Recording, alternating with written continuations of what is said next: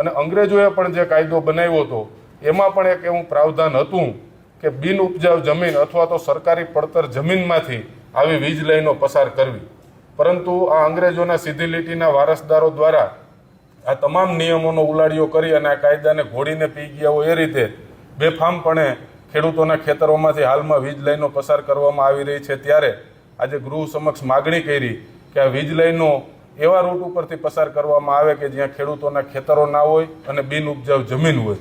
પરંતુ હાલમાં પણ જે ખેડૂતોને વળતર ચૂકવવામાં આવી રહ્યું છે એ પણ માત્ર ટાવરના 4 જે પાયા હોય એની વચ્ચેની જે જગ્યા જતી હોય એના પૂરતું જ વળતર ચૂકવવામાં આવી રહ્યું છે. આવા વીજ થાંભલાઓ ખેડૂતોના ખેતરમાં આવતા ખેતીની જમીનના ખૂબ ભાવ નીચા વહી જતા હોય છે. ત્યારે આ સમગ્ર જમીનનું મૂલ્યાંકન કરી અને ખેડૂતોને જેટલું બજાર કિંમત પ્રમાણે વળતર મળવું જોઈએ એ અંગે કોઈ નક્કર કાયદો ઘડવામાં આવે